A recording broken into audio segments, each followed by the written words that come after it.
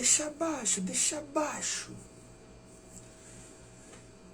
Olá, sejam todos bem-vindos, todas bem-vindas. E pela primeira vez eu consegui botar título na live. Não sabia que tinha como botar título na live, mas descobri que tem como colocar título na live. E aí é bom que a pessoa só entra se ela quiser ouvir o assunto que está sendo abordado na live. Não é isso? Sejam bem-vindos, sejam bem-vindas. Hoje é a segunda live que eu faço aqui hoje.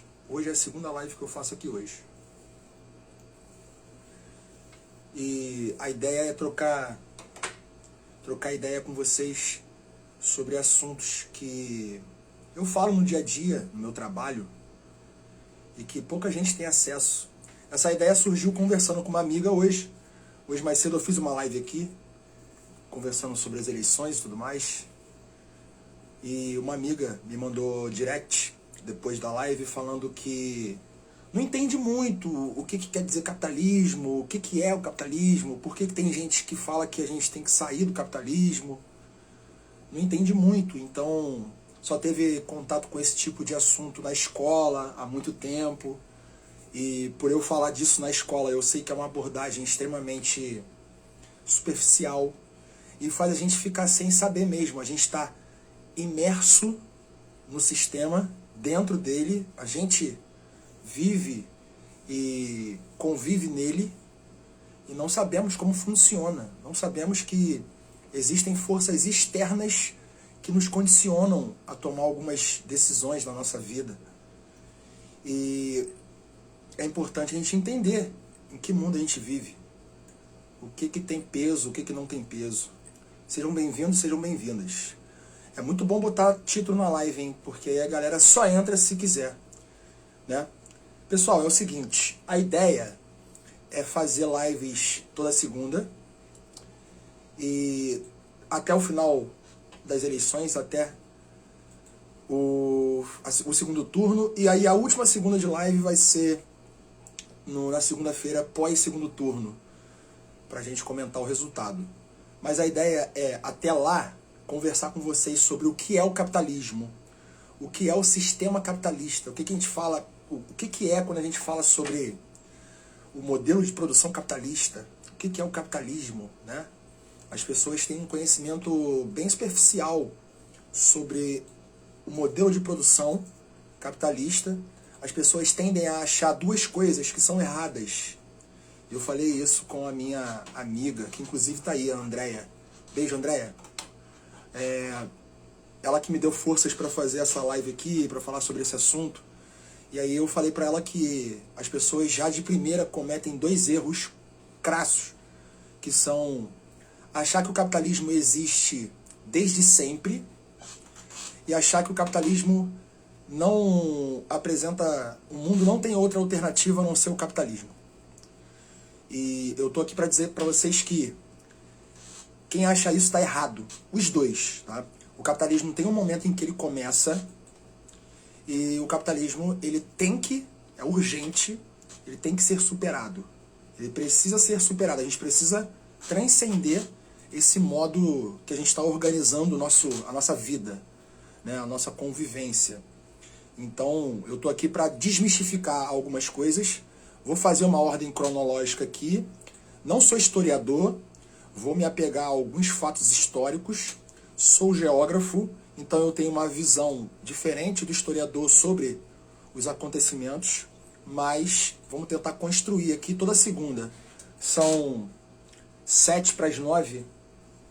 Eu vou, toda segunda-feira, 9 horas da noite, até o segundo turno, eu vou explicar aqui, em ordem cronológica, o que é o capitalismo. Como que o capitalismo surgiu, como que ele veio se desenvolvendo e como que ele está hoje. Vocês fazem ideia de quando que o capitalismo surgiu? Vocês sabem ideia de como que o capitalismo veio se desenvolvendo? Vocês fazem ideia de como que o capitalismo está hoje? De que modo que o capitalismo influencia na nossa vida? Se alguém já tiver ideia, coloca aí no chat, porque eu quero muito a contribuição de vocês, tá? A ideia disso aqui não é dar uma aula, a ideia disso aqui é trocar ideia. Se bem que quando eu estou dando aula, eu considero que eu estou trocando ideia. eu não considero um trabalho, né? Parece que eu tô sentado na mesa de um boteco trocando ideia com os amigos. É óbvio que eu não tô tomando cerveja na aula. E nem aqui. Aqui é a aguinha na garrafa da Farm. Ó. Então a parada é a seguinte. O que é o capitalismo? Primeiro a gente tem que... Eu gosto sempre de trazer a etimologia. Etimologia é o sentido da palavra. Então o que significa a palavra capitalismo? Vamos ver o sufixo... Caraca, eu tô cuspindo pra caramba por causa do aparelho e também por causa do elástico, ó. Gente, vocês não tem noção do quanto que eu tô sofrendo pra dar aula com isso aqui. Mas enfim, a Tum Tum Bate Coração, que é a Andrea, falou: pela Revolução Industrial, o modelo de produção. Então, a Revolução Industrial faz parte dessa história, tá? Mas o capitalismo, segundo alguns autores, outros vão discordar. Outros vão concordar com você e eles vão dizer que o capitalismo surge de fato na primeira Revolução Industrial na Inglaterra, no século XVIII. Só que a maioria dos autores considera que o capitalismo é antes disso. E daqui a pouco eu vou dizer o contexto. Primeiro eu estou dizendo a etimologia. Estou conversando com vocês sobre o sentido da palavra capitalismo. O sufixo ismo tem vários significados, mas um deles é adoração. Cristianismo, adoração a Cristo. Islamismo, adoração ao Islã. Flamenguismo, adoração ao Flamengo. Eu sofro de flamenguismo. Mas capitalismo é adoração ao capital. É óbvio que a gente não fica botando o dinheiro no altar, ajoelhando e adorando. Quer dizer, não sei se tem gente que faz isso. Pode ser que tenha. Mas a ideia é dizer que o capital, que não é a mesma coisa de dinheiro, a gente vai conversar sobre isso. O capital, ele é o centro da engrenagem. E a primeira coisa que a gente tem que entender é que ele começa, o capitalismo, como modo de organizar a nossa sociedade, ele começa num momento específico. Ele não existe desde sempre. Ele começa num momento específico. E que momento é esse? Vou falar para vocês, depois eu vou datar as coisas para vocês mais ou menos. Não vou falar anos específicos, mas vou falar século e vou contar os fatos históricos aqui na ordem cronológica, tá? Fim da Idade Média, início da Idade Moderna. A Idade Média, ela é um momento que acontece do século V. E o que é o século V? O século V são os anos 400. Eu sempre faço essa explicação, porque o século V, ele está sempre à frente, né? O número romano está à frente do nosso número aqui, então ele é mais antigo. Então o século V, anos 400. A Idade Média vai do século V ao século XV. Século XV. Então são 10 séculos. Isso culmina em 1000 anos, né? Um milênio.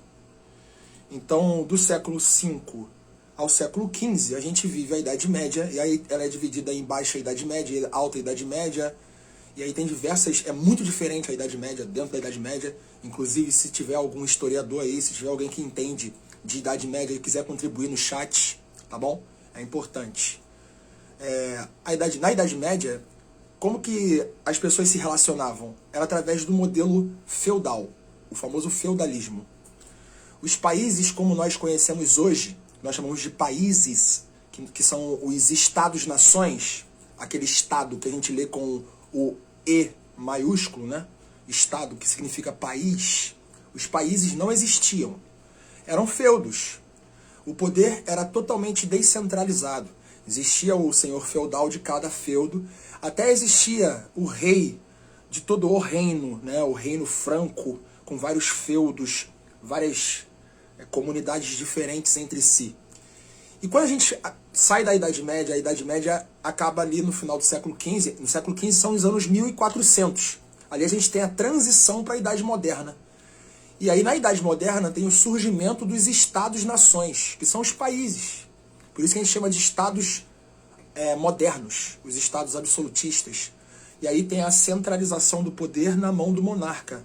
Vários países surgiram na Europa nesse contexto. Anos 1400 e alguma coisa, anos 1500 e alguma coisa. Essa transição faz com que a gente tenha essa ruptura da Idade Moderna, da Idade Média para a Idade Moderna. Nós hoje estamos na Idade Contemporânea, tá? É outro momento já, mas eu estou falando da transição da Idade Moderna, da Idade Média para a Idade Moderna, ali no século XV. O modelo feudal foi um dos modelos econômicos que, né, existiram. A nossa espécie está aqui há mais ou menos 300 mil anos. Olha o quanto que a gente vem mudando. E a gente tem que entender que o capitalismo é só um momento. A gente precisa superá-lo. E daqui a pouco eu vou explicar o porquê. Talvez nem hoje.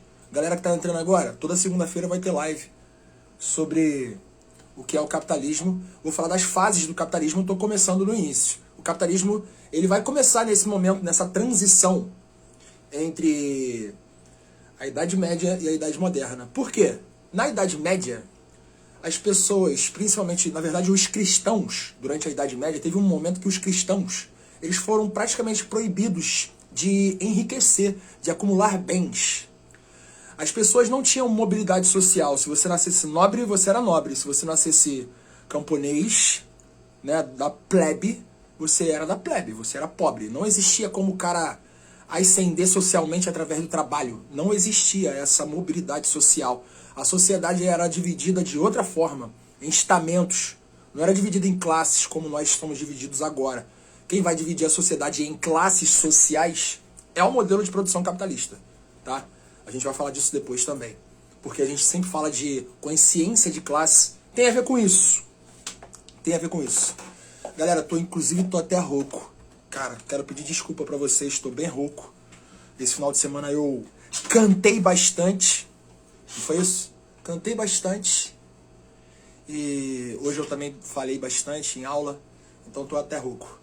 Quem quiser contribuir no chat aí com alguma coisa, se vê que eu falei alguma coisa errada, por favor, me corrijam. É preciso construir o conhecimento junto. Galera, então, o capitalismo ele vai nascer nesse momento de transição, quando a gente tem o Renascimento. Esse momento de transição, o feudalismo ele entra em crise, há a unificação dos feudos em países, e aí os países assumem as suas fronteiras, né? Surgem os estados-nações, e surge o modelo de produção capitalista, onde o dinheiro, o capital, que não são a mesma coisa, depois a gente fala disso, hidrata mais um pouco. Boa, Dinho, obrigado, irmão. Preciso de um coach, hein? Preciso de um coach. Eu e minha garrafa da Juma Marruá. Ó. Linda essa garrafa, né, gente? Enfim. Eu tô com o computador aberto aqui com algumas colas. Tem que ter algumas colas. Eu também tô com a minha live aberta aqui. Enfim. A parada é a seguinte. O capitalismo ele surge num momento em que as pessoas começam a ter liberdade individual. As pessoas começam a poder enriquecer. Porque durante a Idade Média, a Igreja Católica tinha tanta força que era usura os pobres enriquecerem. Os pobres tinham que doar para a Igreja Católica, né? Não tinha mobilidade social, então não tinha por que eles enriquecerem. Era da nobreza quem já nascia da nobreza, era questão de família, questão de nome. Não era quem tinha mais dinheiro. Esse negócio de ser o mais influente, o mais poderoso, quem tem mais dinheiro, começou no modelo capitalista. Depois, no feudalismo não. Beleza? No feudalismo não.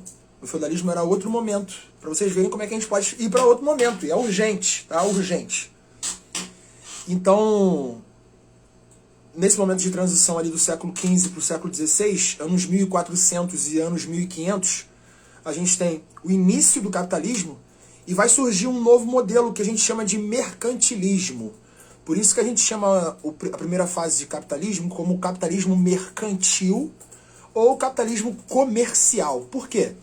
Com a perda de força da igreja, a igreja vai perdendo força, ela já não está tão mais influente, os cristãos começam a não ver mais problema em enriquecer. Só que a parada é a seguinte: durante a Idade Média, quando os cristãos eram influenciados a não acumular bens, porque era pecado, teve uma classe, teve uma galera, que nem era classe ainda, classe é coisa do capitalismo, mas teve uma galera que Primeiro, a maioria dessa galera não era cristã.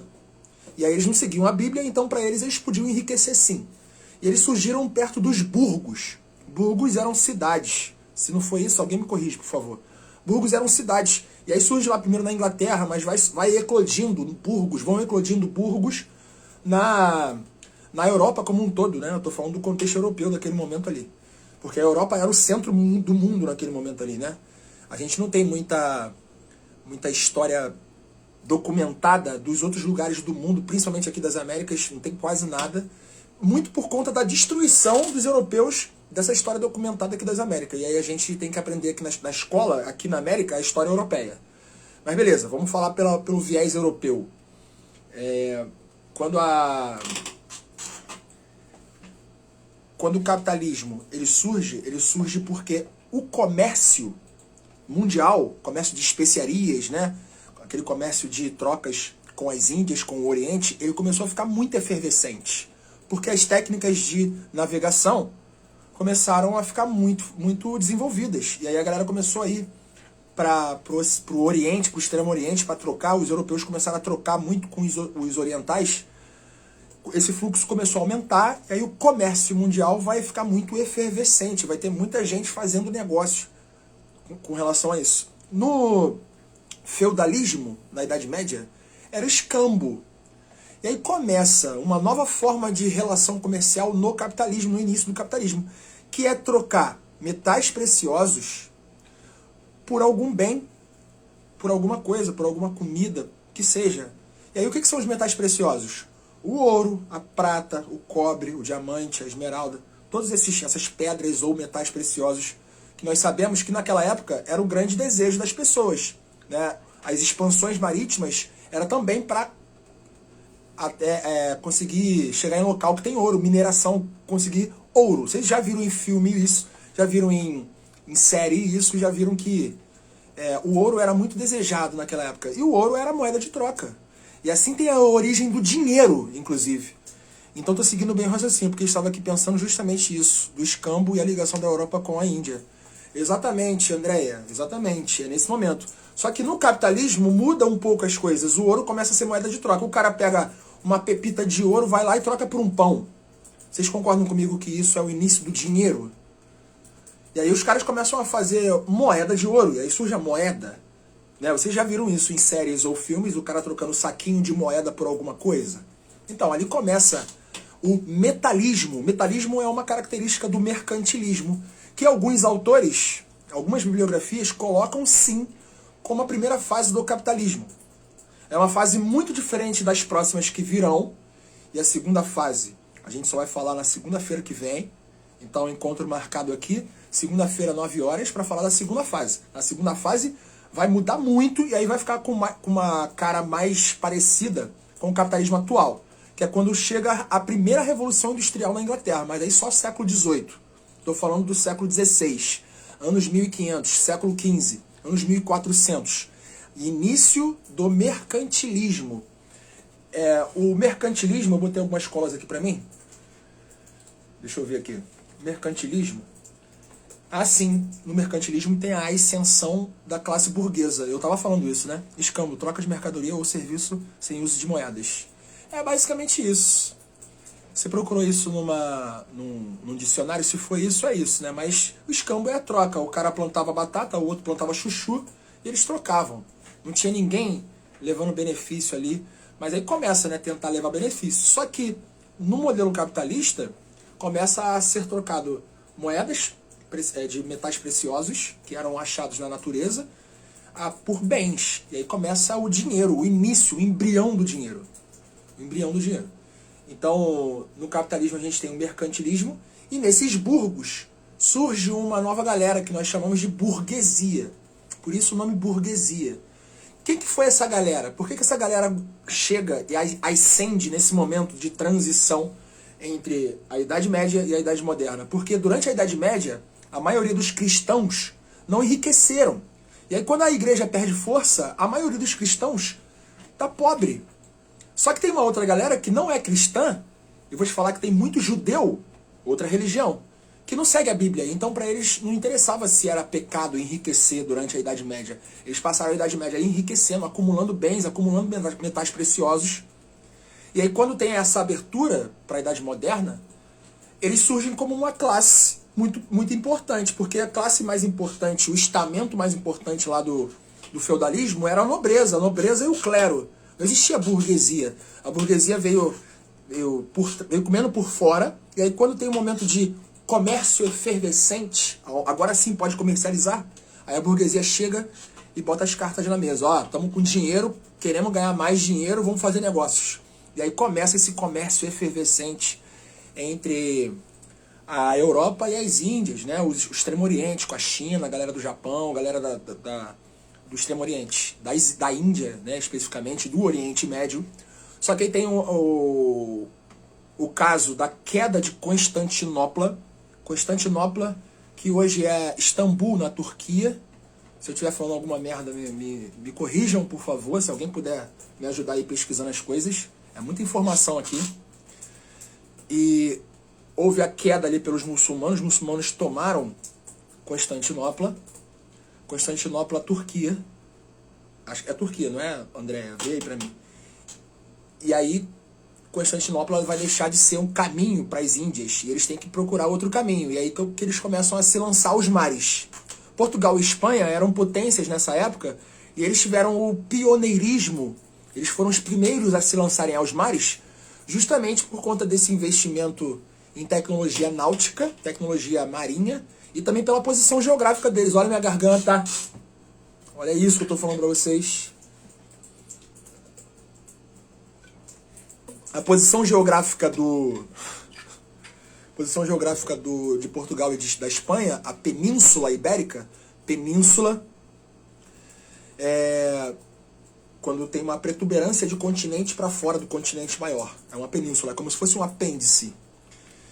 Então, a Península Ibérica, Portugal e Espanha, foram os pioneiros a se lançarem aos mares. E aí isso começou a surgir a ideia de que a Terra era redonda, né?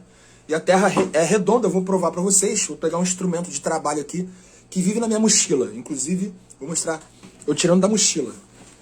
Para vocês verem que eu não tô brincando, ó. Instrumento de trabalho. Olha isso aqui. A Terra é redonda, galera. Acabei de provar para vocês. Tá vendo? Vou mostrar a Península Ibérica para vocês. Será que vai dar? Será que vai ter foco?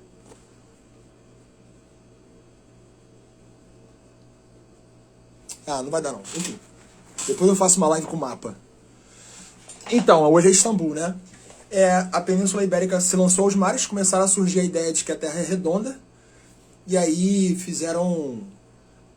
começaram a acreditar que se eles fossem pro lado oposto, eles iam sair nas Índias. Porque contornar a África era muito difícil. Contornar a África era muito longe, era muito grande. A África é grande pra caraca. E lá no Cabo da Boa Esperança ali, na transição entre o Oceano Atlântico e o Oceano Índico aqui, é uma região de encontro de marés e é difícil de navegar. A quantidade de navio que naufragou ali é grande. Então a galera queria alternativas. E aí o cara chegou e falou, cara, a Terra é redonda. Se a gente for pra lá, a gente sai lá.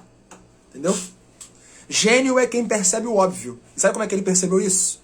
Olhando a sombra da Terra na Lua, eclipse lunar. Aí ele olhou assim, pô, a sombra da Terra é redonda. Será que a Terra é redonda? Aí ele também olhou, ele percebeu que as constelações vistas no céu no hemisfério norte não são as mesmas constelações vistas no céu no hemisfério sul. Isso quer dizer que a Terra é curva. E também o desaparecimento dos navios no horizonte, que primeiro ia o casco e depois a vela, como se estivesse descendo alguma coisa, mas de forma gradual, né? Não caindo no abismo da Terra plana. Enfim, isso tudo foi levando a ideia de que a Terra era redonda e eles queriam provar. E assim eles chegaram nas Américas. Só que eles chegaram nas Américas bem antes. Eles fizeram o Tratado de Tordesilhas em 1494. E o Tratado de Tordesilhas, o Tratado de Tordesilhas é uma linha que dividia a América Portuguesa da América Espanhola. E era uma linha que dividia o mundo entre Espanha e Portugal. Espanha e Portugal naquele momento eram as duas potências mundiais.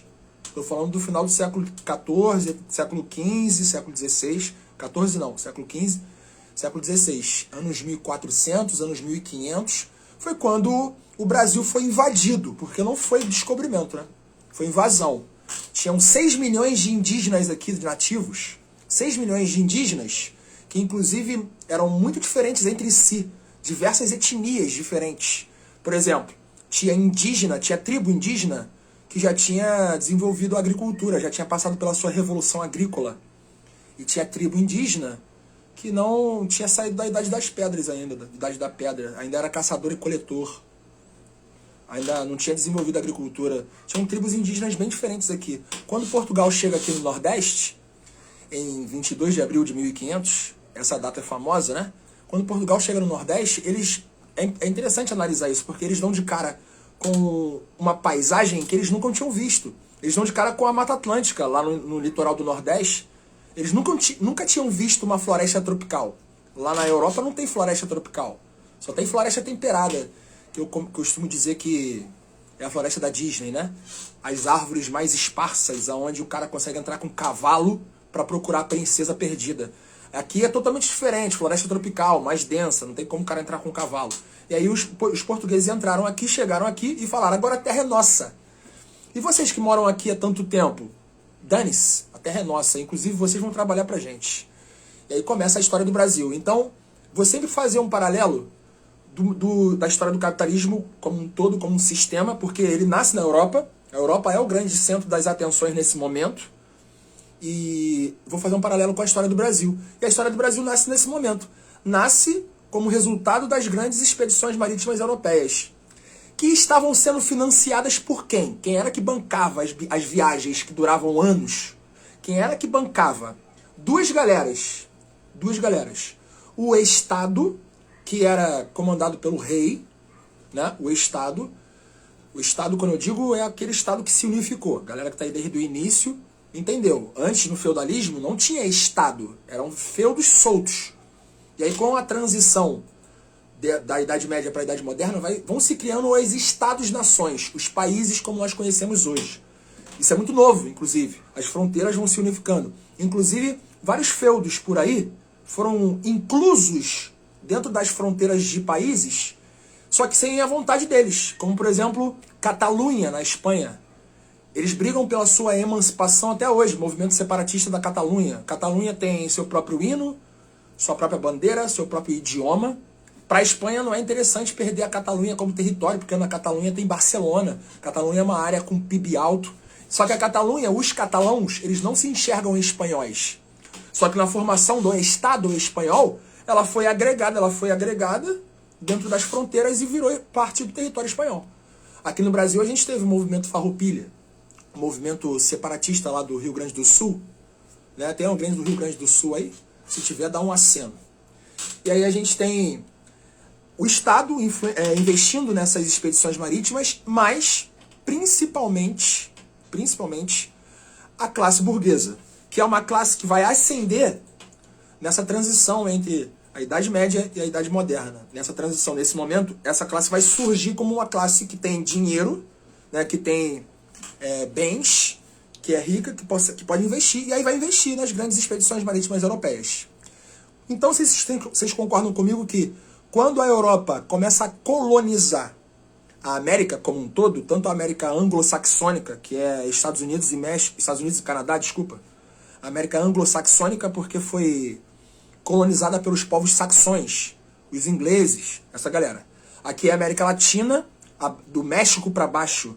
Nós somos a América Latina porque nós fomos colonizados por povos latinos, que têm suas línguas originadas do latim. Portugal e Espanha como dois representantes desses, né? Então, quando vai haver esse colonialismo, esse é o momento do colonialismo, a Europa colonizando as Américas.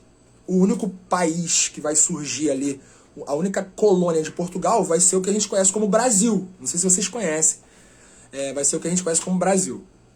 E Brasil, vocês sabem que, se vocês botarem aí na internet mapa do Brasil de 1500, era muito menor do que é hoje. Muito menor.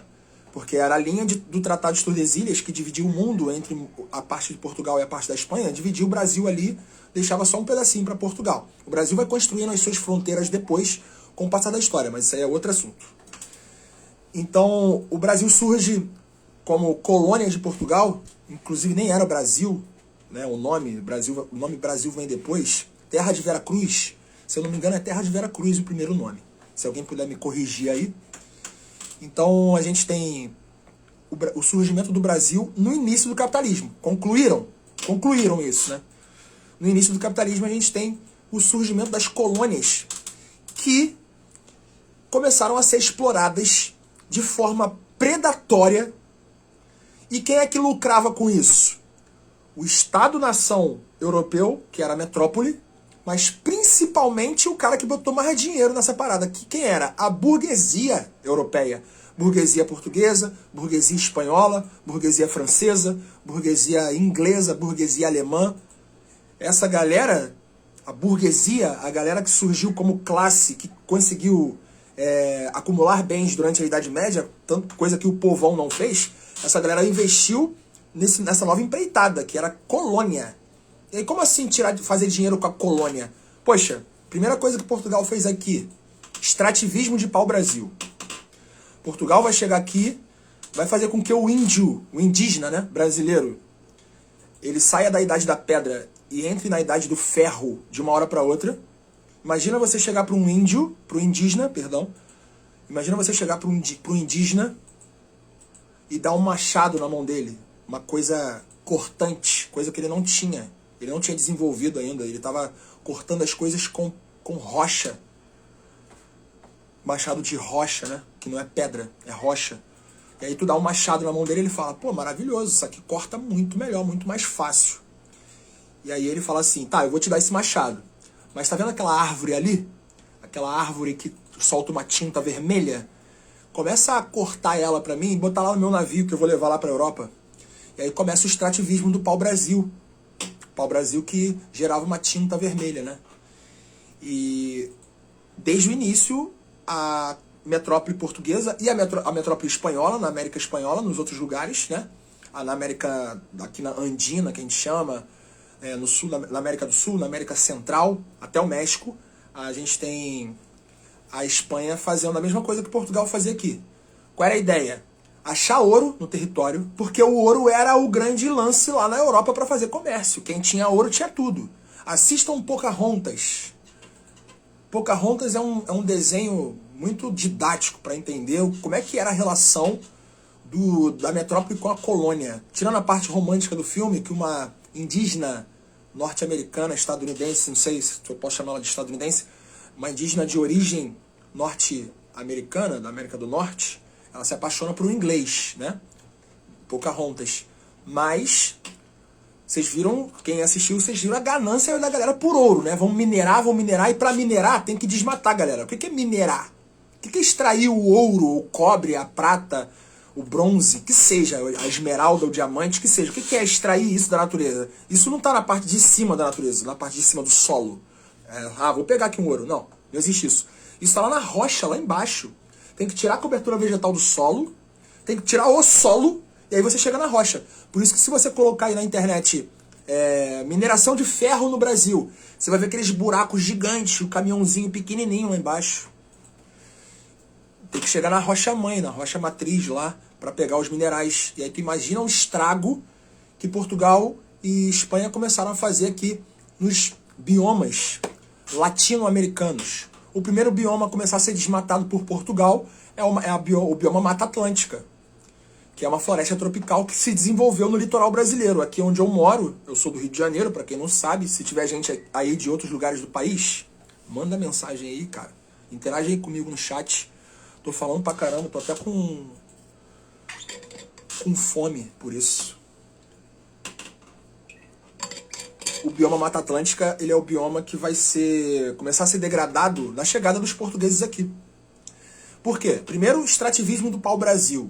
E aí, logo em seguida, Portugal não acha ouro de cara, né? Não acha que está procurando. Porém, aí, geografia, ANE, São Pedro da Aldeia, região dos lagos. Então, aí também, de uma forma geral, é Mata Atlântica, né? Tem biomas menores litorâneos, que são restingas, não sei se são restingas, só que no geral é Mata Atlântica o nosso litoral. Confirma, positivo ou não? Se não for, fala aí pra mim. É importante a gente trocar. Enfim, a Mata Atlântica começou a ser desmatada por conta do extrativismo do pau-brasil. Tu imagina a galera encontrar uma árvore que solta uma tinta vermelha. Vocês já viram filmes e séries que representam a Idade Média, onde a galera não tinha roupa colorida? O mundo era monocromático. Monocromático, não tinha tinta pra tingir. Era tudo cinza, preto, branco. O mundo era monocromático, né? E aí imagina tudo nada começar a surgir com uma camisa vermelha, mano. Sabe o que eles iam falar? Petista. Lá no início. Petista, comunista. Nem existia comunismo ainda. Mas eles iam te chamar de comunista se você tivesse com a camisa vermelha. Imagina começar a surgir um mundo mais colorido. E eles só viram um mundo mais colorido quando eles chegaram aqui. E viram essa biodiversidade. E começaram a tirar tinta do pau-brasil. Só que o que mais impactou a Mata Atlântica não foi o pau-brasil. A extração do pau-brasil, que é uma espécie endêmica da Mata Atlântica, foram as plantations de cana-de-açúcar. E aí começa um grande negócio no Brasil. É o primeiro grande negócio que Portugal, enquanto colônia, enquanto metrópole, o Brasil, enquanto colônia, eles vão ter essa relação. Portugal vai implementar um sistema de plantations de cana-de-açúcar aqui no litoral nordestino. E aí, o que são plantations? Vamos lá, tem 4 coisas que são famosas das plantations. Eram feitas em latifúndios, eram feitas a partir do trabalho escravo, né? E aí eles começam a trazer os escravizados à força, eles começam a sequestrar. Olha o que eles fizeram. Se liga, presta atenção, tenta entender o tamanho da coisa. Eles chegaram aqui, deram de cara com os indígenas, e aí começaram a oferecer as coisas para os indígenas em troca de trabalho, mas assim, toma esse espelho aqui, toma esse machado, e aí corta aquela árvore para mim, bota no meu navio para eu levar lá para a Europa. E aí, imagina os nativos começarem a oferecer resistência. O que eles começaram a falar? Ih, são preguiçosos. Vamos trazer uma galera mais forte. Os europeus já tinham tido contato com os africanos, né? Com vários povos africanos que são diferentes entre si pra caramba, várias etnias, com aquela rota de cabotagem, que é aquela navegação pelo litoral que eles fizeram pela África durante muito tempo. Até eles chegarem nas Américas, eles ficaram contornando a África. E ali eles tinham contato com os africanos. E aí começaram a falar assim, pô, pra trabalhar nessa plantation de cana-de-açúcar, vamos começar a trazer os escravos de lá, os escravizados. Eles iam lá com o navio, enchiam os navios de africanos, e aí traziam os africanos, metade morria no navio, porque eles viam em condições que eu nem consigo imaginar, ninguém aqui consegue imaginar, só se alguém aqui já foi escravizado, mas acredito que não, tomara que não. E aí eles vinham no navio, os que chegavam vivos aqui eram jogados, e eram tratados como mercadoria mesmo. O negro africano e o indígena, eles eram vistos como sub-raças. E aí eu vou entrar no conceito de darwinismo social. Primeiro tem que entender o que é o darwinismo, né? O que é o darwinismo? Inclusive, se tiver a galera da biologia aí e quiser me corrigir de alguma coisa, se eu falar alguma merda, sou normal, falar merda é normal. Mas se liga, darwinismo é a teoria da evolução. E aí a galera acha que porque a girafa tem um pescoço grande, porque ela começou com um pescoço pequeno, e aí a comida na parte de baixo começou a ficar escassa, e aí com o tempo ela foi esticando o pescoço, e aí hoje a girafa tem mais pescoção. Mas na verdade não é assim que o darwinismo funciona. O darwinismo funciona da seguinte maneira. Tinham girafas de pescoço pequeno e tinham girafas de pescoço grande. As duas surgiram, né? A vida é diversa. Só que aí a comida na parte de baixo começou a faltar. E aí quem se adaptou melhor a esse novo momento? É aquela coisa da adaptabilidade. Foram as girafas de pescoço grande. E aí só elas sobreviveram.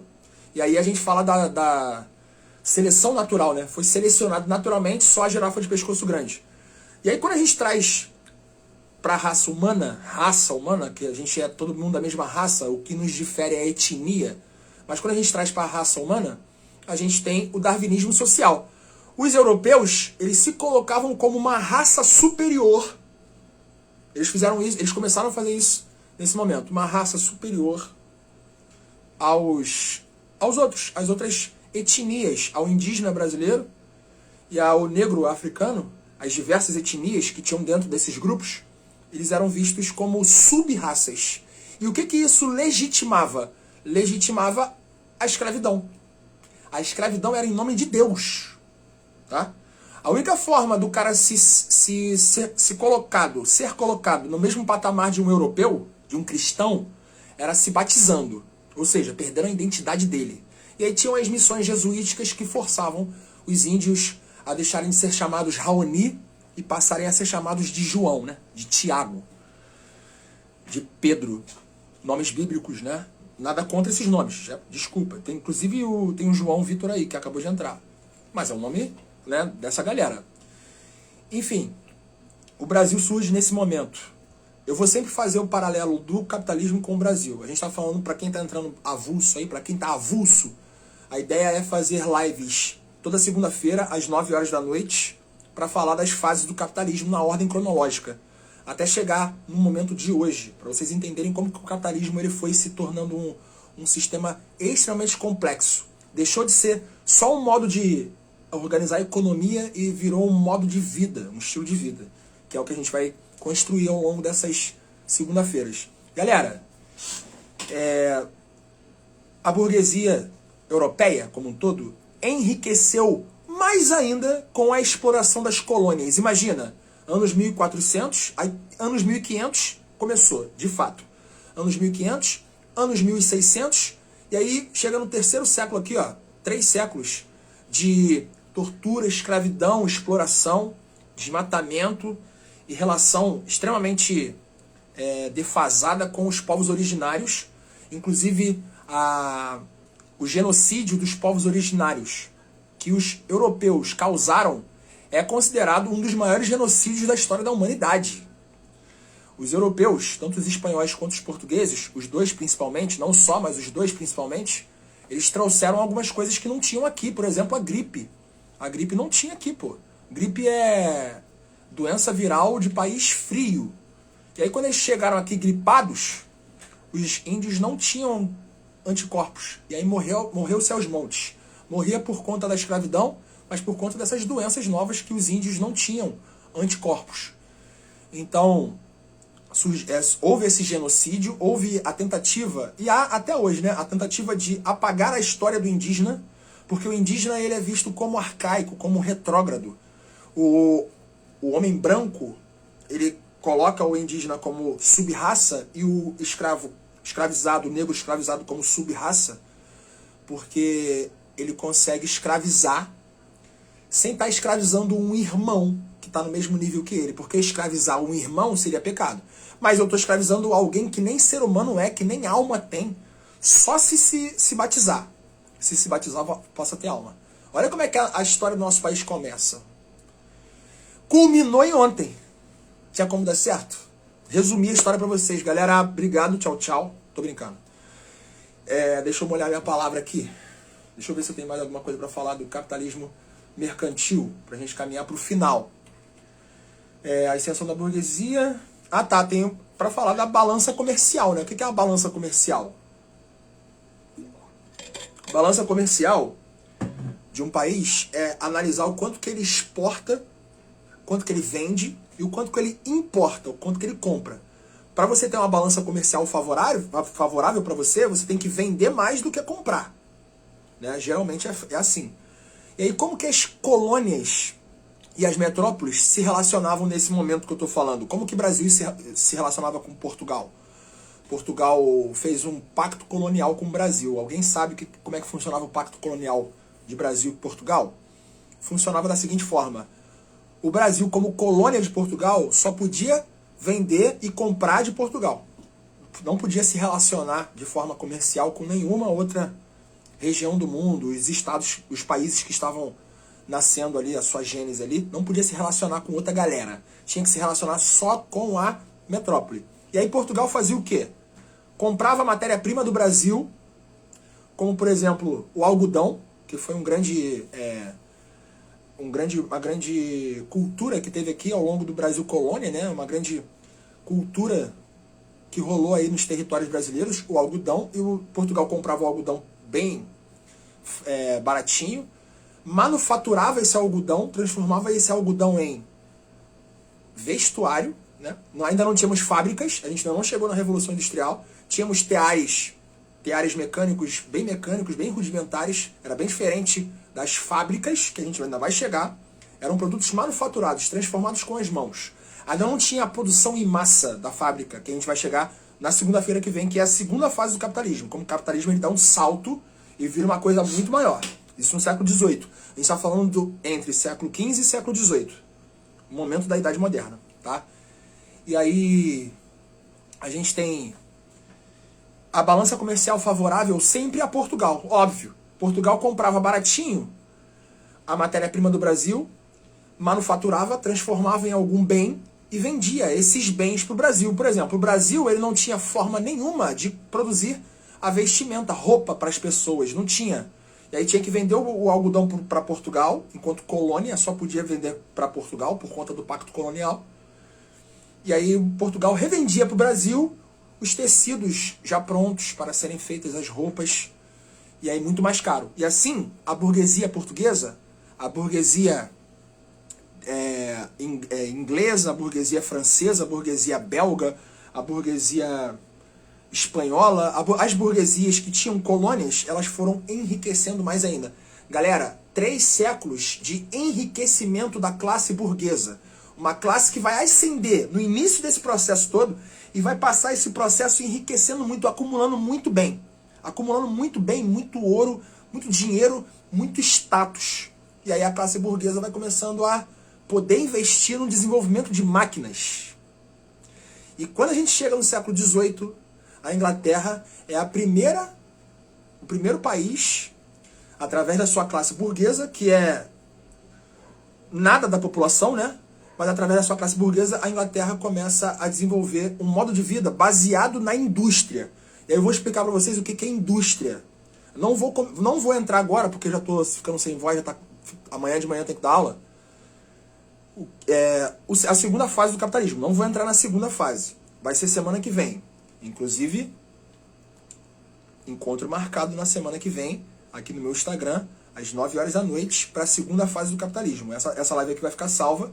E aí semana que vem eu faço outra para falar da segunda fase do capitalismo. E aí a gente vai construir o que é o capitalismo até segundo turno das eleições, tá bom? Mas o que é indústria? Indústria é um local onde as máquinas que estavam começando a surgir, como por exemplo a máquina a vapor, a partir da combustão do carvão. O carvão vai ser o grande motor da primeira revolução industrial. O grande motor não, o grande combustível.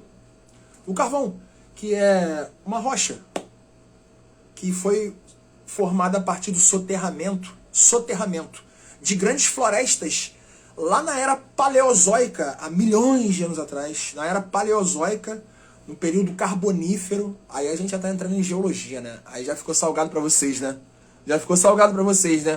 Confia no pai. Confia no pai. Lá no período carbonífero, há milhões de anos atrás, na era paleozoica, várias florestas foram soterradas por sedimentos, fossilizadas, e aí surgiram as jazidas de carvão mineral.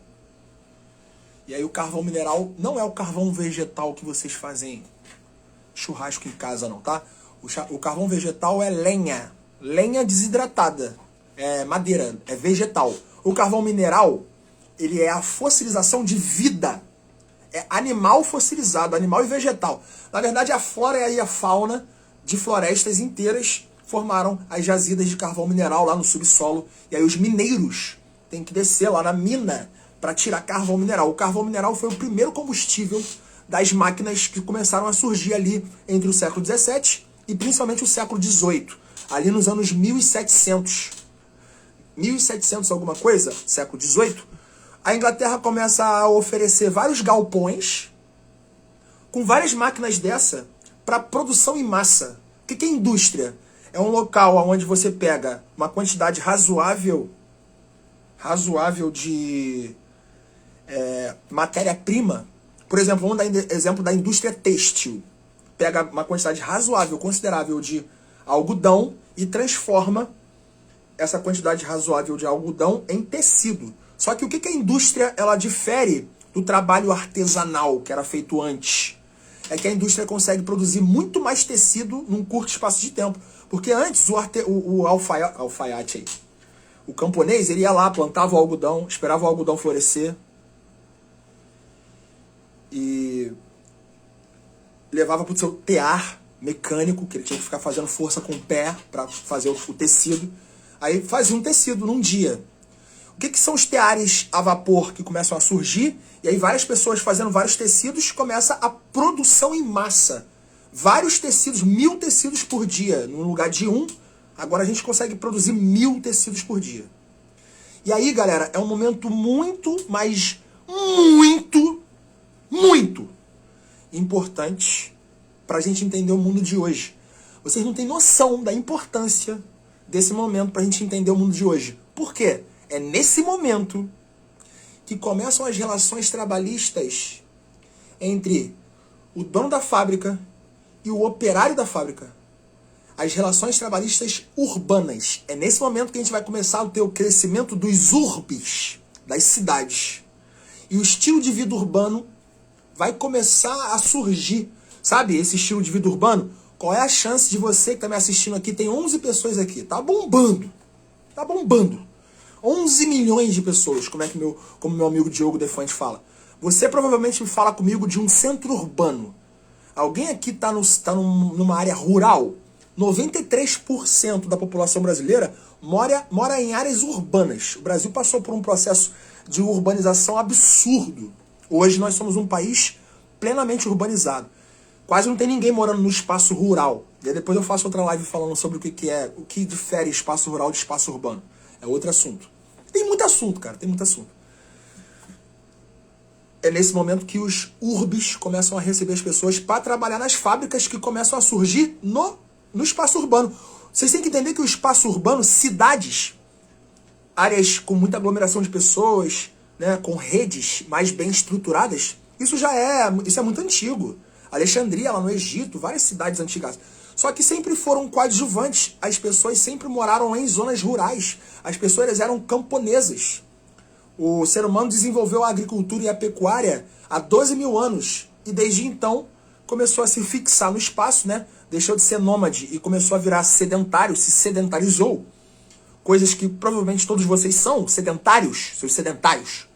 Eu tô rural, tá cheio de gado em volta. Ah, Angélica. Literalmente ou metaforicamente? Enfim, nesse momento, a gente tem o surgimento, ali no século XVII, século XVIII principalmente, surgimento de indústrias. Mas essas indústrias, elas não vão surgir no meio da fazenda. Ela vai surgir no aglomeradinho urbano que já existia. E aí o que acontece? A galera começa a fazer o êxodo rural. Tanto que lá na Inglaterra teve o cercamento dos campos. O rei começou a ver que era muito melhor a galera trabalhar nas fábricas, que o lucro ia aumentar muito. A burguesia também, o rei macumunado com a burguesia, começou a dificultar a vida das pessoas do campo. Porque, imagina, antes, não tinha propriedade privada. Propriedade privada é coisa do capitalismo. E aí o cara tinha lá a sua terra, mas ele não sabia onde terminava. E aí agora o Estado resolveu cercar as terras. E aí cercava as terras, cercou as terras, isso lá na Inglaterra, tá? Por isso que o nome sedentarismo aí, porque eu li o comentário aqui. Edilene, sou sedentária não, viu? É sedentária sim. O único aqui, dessas 15 pessoas que tem, além de mim, 16 pessoas aqui, o único que não é sedentário sou eu. Inclusive, olhem meus stories agora, que eu acabei de postar um story treinando na sala de casa. Vocês têm que fechar mais com a máquina, tá? Que no caso sou eu, o The Machine. Sou conhecido aqui na minha área como The Machine. Cara, é muita coisa pra falar. É muita coisa pra falar. Tô cheio de afta por causa do aparelho. Tô com elástico. Estão tentando me calar. Mas não vão. Não vão. Galera, esse período que a gente falou hoje, esse recorte histórico que a gente fez, apesar de não ser uma live de cunho histórico, é uma live de cunho geográfico, porque eu sou geógrafo, O que é ser sedentário, galera? Ser sedentário é quando a gente se fixa num lugar e não fica tendo que sair dos lugares por falta de comida, atrás de abrigo, atrás de... os nômades faziam isso. Tem sociedades nômades até hoje, os ciganos.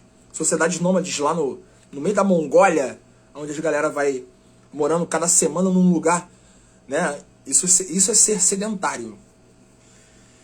Era metaforicamente, eu sou sedentário, infelizmente. Não, isso é ser nômade, desculpa. Isso é ser nômade.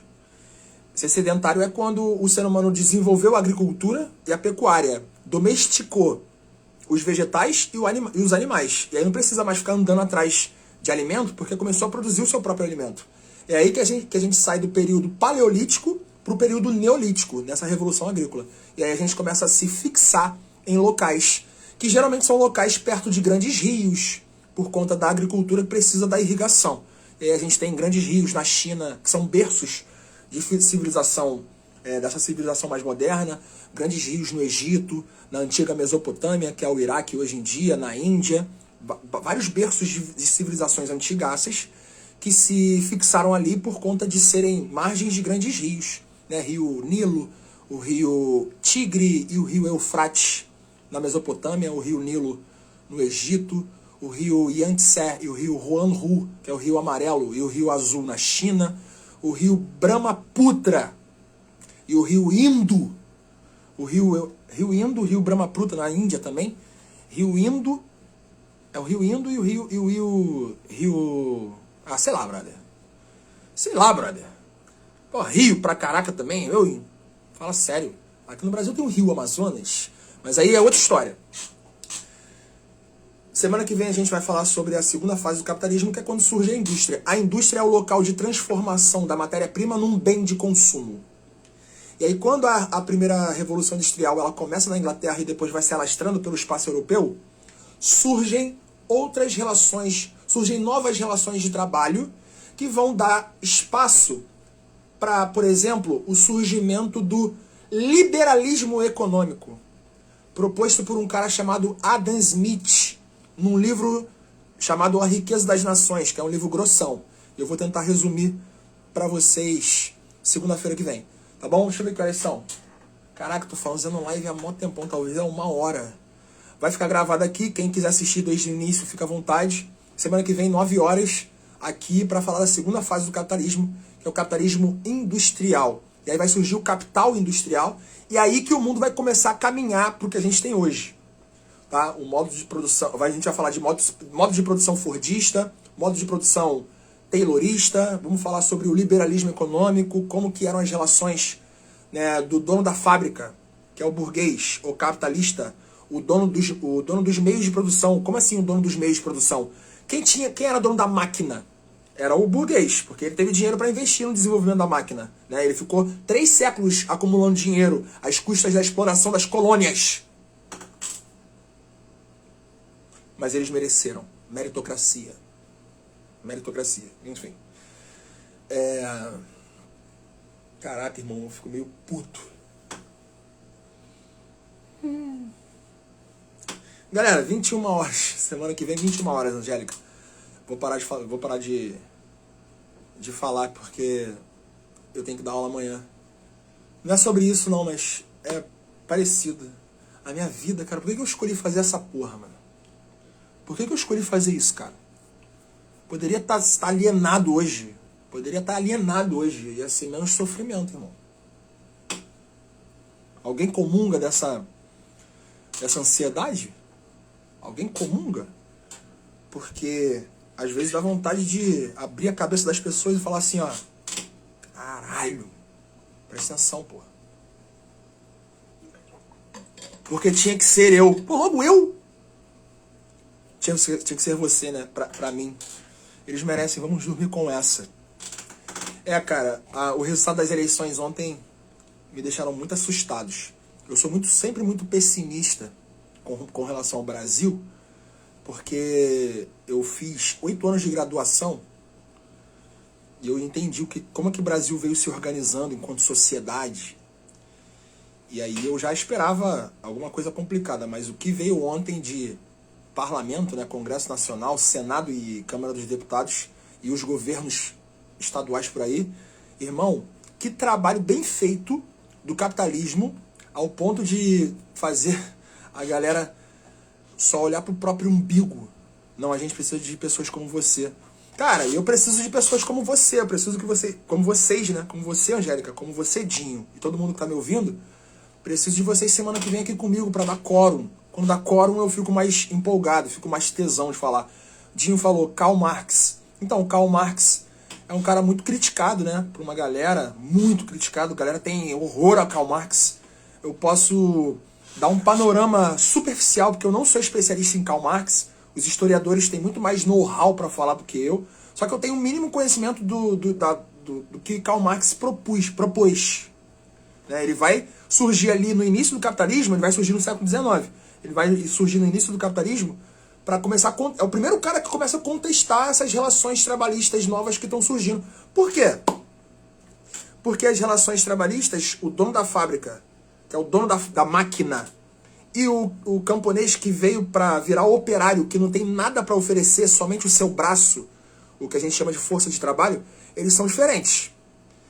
E aí, se não tiver ninguém para coordenar essa relação, a tendência é que o dono da fábrica explore o operário. Foi isso que aconteceu. Isso vai afundar a Europa numa grande crise no final do século XIX. E a gente vai falar disso tudo na segunda-feira que vem, tá bom? Galera, eu vou terminar. Queria estar aqui com vocês mais. Queria ter mais tempo. Mas amanhã eu tenho que acordar às 5h30 da manhã para estar às 8h em Madureira. Porque a mobilidade urbana da minha cidade é uma merda. E vou te falar que não é incompetência, tá? É projeto. É projeto. Aqui no Rio de Janeiro, para quem não é do Rio de Janeiro, aqui no Rio de Janeiro a gente tem o principal modal de transporte dentro da cidade, dentro da mancha urbana carioca aqui, ó. Carioca e Fluminense da área metropolitana, é o transporte rodoviário. E se eu disser para vocês que o transporte rodoviário não é um transporte de massa, não é considerado um transporte de massa. Ou seja, priorizaram um transporte que não é de massa para uma metrópole com 8 milhões de pessoas tendo que se deslocar, porque há uma desigualdade espacial, né? A galera todo mundo vai trabalhar num lugar só, e aí de manhã é todo mundo indo, mó trânsito pra caramba. No final da tarde é todo mundo vindo, mó trânsito pra caramba. Cara, a mobilidade urbana do Rio de Janeiro me obriga a ter um carro. Eu não queria ter carro. Eu queria ser contemplado pelo transporte público da minha cidade. Mas além de não ser público, porque é R$4, R$4,05 a passagem. R$4,05, não é R$4 não. Além de não ser público, porque tem que pagar, é horrível. A logística é horrível. Horrível. Quando estavam construindo o BRT lá em 2014, 2013, as obras do BRT, né, que fizeram aqui no Rio de Janeiro para sediar as Olimpíadas, a galera bateu palma. Não, progresso, pô, BRT, sensacional, vai trazer benefício. Eu já estava no Facebook, porque não era Facebook, na época era Facebook, eu estava lá tentando convencer a galera de que não ia dar certo, e não deu certo. A galera do Rio de Janeiro já sabe que não deu certo. O BRT está totalmente sucateado, não contempla a demanda diária de passageiros, totalmente quebrado, vive dando problema, vive atrasando a vida do trabalhador que depende dele para circular dentro da cidade. Então a gente tem uma sociedade totalmente desequilibrada, vivendo num espaço totalmente desequilibrado. Galera, não tinha como dar certo. E eu tô aqui para convencer vocês de que a culpa disso tudo é do sistema capitalista, que veio sendo implementado desde o século XV. Surge no século XV e até agora a gente não mudou de sistema. Então a gente precisa mudar com o sistema. A gente precisa mudar, a gente precisa romper para que a nossa sociedade seja um pouquinho mais igualitária. Porque o capitalismo ele vai se alimentar da desigualdade, ele se alimenta das crises, ele se desenvolveu baseado nisso. Então, não tem como você pensar num sistema que incita a todo mundo a tentar conseguir o máximo de dinheiro que ele consegue, falando que se ele merecer, se ele fizer por onde, ele vai enriquecer. Gente, o mundo não comporta 7 bilhões de pessoas ricas e consumindo. O mundo não comporta não, cara. Ainda bem que nós não temos 7 bilhões, são quase 8 agora, bilhões, inclusive em novembro agora vai bater 8 bilhões de pessoas ricas. Imagina 8 bilhões de pessoas no mesmo padrão de consumo da sociedade estadunidense. Sociedade estadunidense que tem mais de 50% da população obesa, porque só come merda. Sociedade estadunidense que tem uma galera que baseia a sua felicidade no consumismo. Consumismo é diferente de consumo, né? Consumo a gente precisa consumir, a gente consome luz do sol para viver, a gente consome água, a gente consome energia, a gente precisa consumir. Beleza. Agora, consumismo é um estilo de vida. É uma vida baseada nisso. E é o que a gente vive hoje. A gente é incitado a todo momento, através das propagandas, a consumir. Só que, galera, isso é baseado na destruição da natureza. A natureza está sendo destruída. Destruída. E se a gente não mudar agora, o planeta vai extinguir a gente. De forma dolorosa, tá? Tá com tempestade, com seca, falta de alimento. Vai ser de forma dolorosa, mas ele vai extinguir a gente. Beleza? Então, agora sim eu vou terminar. Ai, cara. Gente, me perdoa. Eu me empolgo, mas eu fico imaginando que vocês não estão entendendo porra nenhuma. Vocês estão entendendo alguma coisa que eu tô falando? Me dá um feedback aí.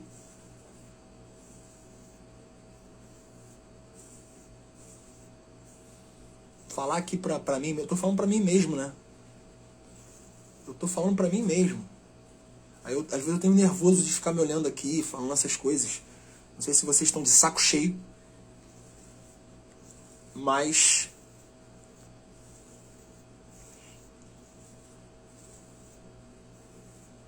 enquanto isso eu pentei a minha barba, irmão. Independente. Vou finalizar na segunda-feira que vem. Eu vou voltar aqui 9 horas para falar sobre a segunda fase do capitalismo. Tá bom? Então estejam aqui 9 horas. Eu vou deixar essa live salva. Quem pegou do nada, caiu avulso, assiste desde o início para seguir a linha de raciocínio. Coisa que não acontece na escola. Na escola que vocês estudaram, o sistema educacional brasileiro foi feito para vocês não entenderem isso. E eu, que tento fazer alunos entenderem isso, sou cada vez mais silenciado. Sabe como? Com a nova reforma do ensino médio, com o boicote às ciências humanas. Ciências humanas é coisa de comunista, coisa de doutrinador, sou visto como doutrinador. Eu tento falar disso em sala de aula. Eu tento falar disso em sala de aula. É isso? É isso? É doutrinar? Então eu vou doutrinar, porque é o que eu acredito, realmente. É o que eu acredito. Eu fui doutrinado e vou doutrinar. Né? Mas eu estou tentando fazer as pessoas entenderem que, se nós continuarmos com esse padrão de vida, o mundo não aguenta mais. A natureza não aguenta mais. Cara, a Amazônia, ela influencia no clima do mundo inteiro. Eu costumo dizer que a Amazônia, ela é a pele do mundo. Porque até há pouco tempo, a Amazônia era considerada o pulmão do mundo, né? Pela quantidade de fotossíntese que faz e quantidade de oxigênio que libera na natureza. Só que aí depois descobriram que, na verdade, a quantidade de oxigênio que é produzida pelas fotossínteses dos fitoplânctons, das algas marinhas nos oceanos, é uma quantidade muito maior. Então, supera a quantidade da Amazônia. Só que eu considero, aí já é uma teoria minha, tá? Baseada na minha crença. Eu considero a Amazônia a pele do mundo. Por que a pele do mundo? Porque a Amazônia, ela faz um processo chamado evapotranspiração. E a gente sabe que transpirar é suar, né? Suar. Não é soar não, tá, galera? Quem soa é sino. É suar. E aí vocês nunca mais vão esquecer que tem a ver com suar, porque suor vem das glândulas sudoríparas, que são glândulas que ficam na parte superior da nossa pele aqui, logo abaixo da primeira camada da nossa pele. E por que a gente sua? Para equilibrar a temperatura do nosso corpo. Quando o nosso corpo começa a ficar numa temperatura maior, as glândulas sudoríparas são... Eu tô falando aqui de anatomia humana. Galera, se alguém quiser me ajudar aí... eu não sei se a epiderme é a primeira... Eu ia falar epiderme, derme, mas eu prefiro não entrar nisso porque eu não tenho conhecimento sobre isso, não. Pra não falar merda, né? Que eu sou o rei disso. Então, a Amazônia é a pele do mundo. A Amazônia equilibra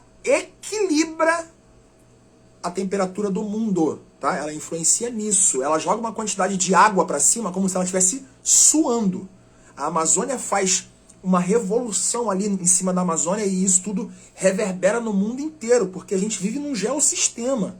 Tá tudo interligado, nada acontece de forma sozinha, nada acontece de forma estanque, nada. E aí a gente teve o resultado das eleições, né? O Ricardo Salles, ex-ministro do Meio Ambiente, ele foi eleito. Acho que ele foi eleito deputado. Não sei por onde, esqueci. Também não quero ficar... não quero ficar botando isso no meu HD, não. Tem coisa mais importante para botar no meu HD, sabe? O Ricardo Salles, ele foi eleito. O Ricardo Salles, no início da pandemia, teve um vídeo, uma filmagem da reunião ministerial, ou seja, o presidente e os seus ministros, rolou um vídeo com vários absurdos. Aquele vídeo ali já deveria ser motivo de prisão para todo mundo ali, na minha opinião. Mas enfim, o Ricardo Salles falou assim: vamos aproveitar a pandemia para passar a boiada. O que ele quis dizer? Vamos aproveitar que a galera tá olhando a pandemia para começar a aprovar uma porrada de lei para flexibilizar, para afrouxar as leis ambientais que protegem a Amazônia. Por quê? Por quê? Porque o agronegócio, ele precisa estar sempre se expandindo. Galera, o modelo de produção capitalista é um modelo expansivo. Ele precisa estar sempre se expandindo. Ele nunca está contente de estar só num lugar. Ele precisa estar sempre crescendo. Sempre crescendo. E o agronegócio é quando... Eu vou fazer uma outra live depois sobre a Revolução Verde, que é quando o capitalismo urbano e industrial de produção em massa, ele chega no campo. Com as tecnologias do agrotóxico, das máquinas, das sementes transgênicas. E aí começa a produtividade no campo. Beleza? Mas isso aí é outra história. Caraca, eu já falei de muita coisa diferente aqui, mano. A mente de vocês deve estar explodindo, né? Enfim. O agronegócio, ele precisa estar sempre se expandindo. E ele está expandindo na direção da Amazônia. É o avanço da fronteira agrícola. A gente está tendo recordes e recordes de desmatamento na Amazônia. Esse desmatamento, ele vai causando, além das questões ambientais, conflitos no campo, invasão de terra indígena, invasão de terra quilombola, invasão de terra de população ribeirinha, invasão de terra de pequeno produtor. E aí a Amazônia está começando a ser destruída pelo agronegócio. A gente está destruindo a Amazônia. E a Amazônia, ela faz a evapotranspiração e ela equilibra o clima mundial. O equilíbrio do clima mundial perpassa pela evapotranspiração da Amazônia. Nós estamos destruindo a Amazônia. O Brasil está destruindo o bioma mais biodiverso da face da Terra para plantar soja. Tá?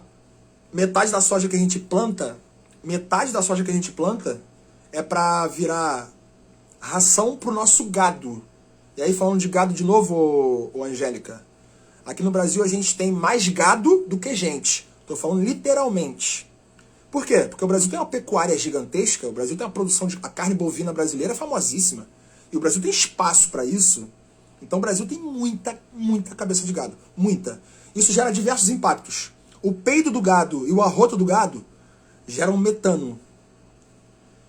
Capitalismo dá para comprar Coca-Cola. Cara, antes não desce, Fernando. Coca-Cola, numa sociedade equilibrada, deveria ser ilícita. Não deveria nem ter sido desenvolvida da forma como ela é hoje. Mas se tivesse sido desenvolvida, ela deveria ser ilícita. Se nós fôssemos uma sociedade normal, a sociedade que eu tenho idealizado aqui na minha cabeça, Coca-Cola deveria ser proibida. Porque a Coca-Cola é um veneno, tá? É um veneno. É um veneno. Você que bebe Coca-Cola, vocês todos bebem Coca-Cola, provavelmente. Você está bebendo veneno. Está bebendo veneno, de fato. Quem gosta muito disso é a indústria farmacêutica. Muito, ela gosta muito. Continuem bebendo Coca-Cola. Eu não bebo há 7 anos, tá? E é assim que a gente faz revolução. Começa de dentro para fora. Então... Caraca, já perdi o que eu tava falando. Ah, brother. Independente. Ó. Eu tô viciado em pentear minha barba. Se alguém tiver uma dica de como que eu paro com esse vício, me fala aí. Na semana que vem, então, eu vou finalizar esse real agora, né? Real. Não aguento mais falar. Mas enquanto isso, Juma Marruá presente. Dilma Marruá presente. Ó.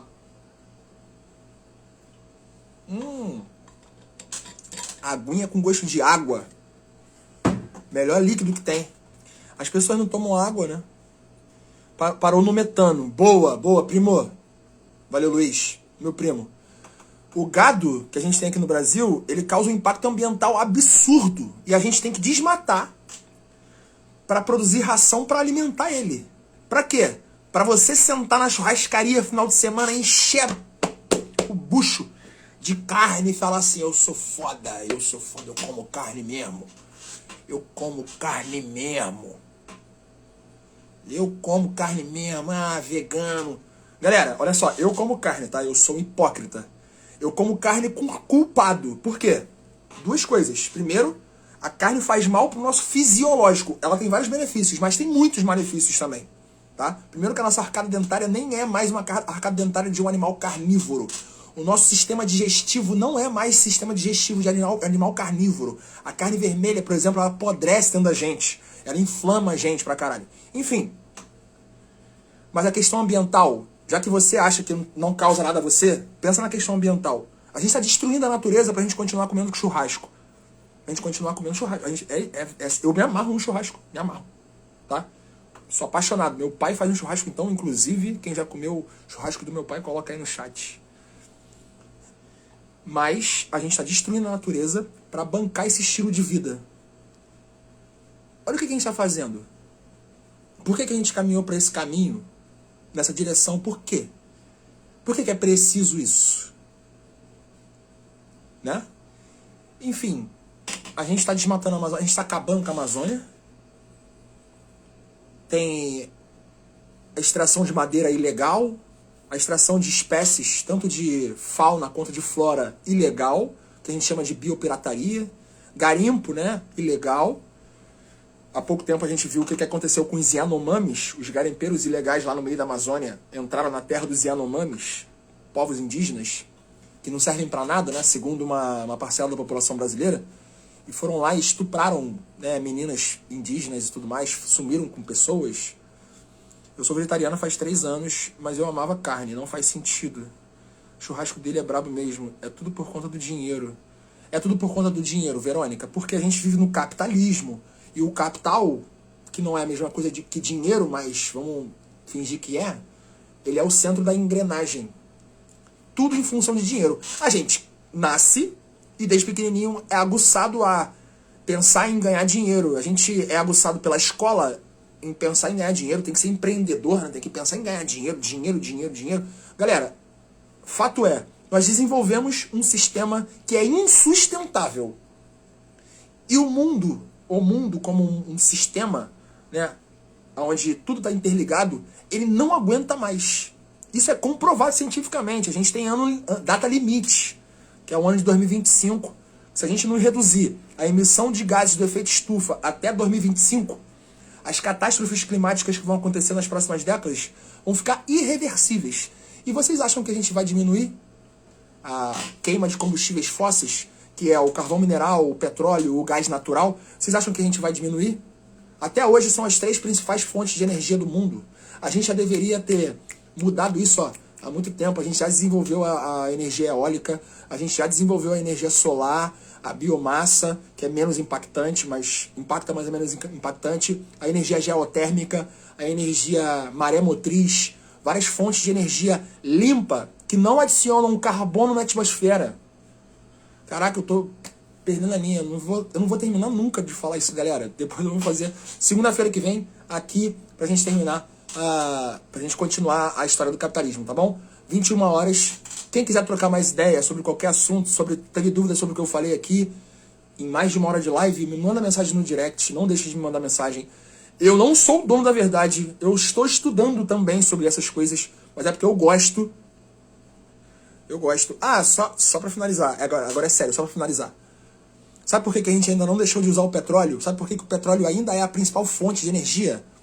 Porque tem o lobby do petróleo que não deixa, lobby do petróleo, tá bom? Tudo em função do dinheiro, de papel pintado. A gente está destruindo o mundo. Então, semana que vem a gente vem pra mais uma live. Good vibe, se o mundo não acabar antes. Boa noite, fiquem com Deus. Eu tô até vendo estrelas, Vou dormir porque amanhã é 5 horas da manhã, 5h30. Beijos. Beijos. Kiss.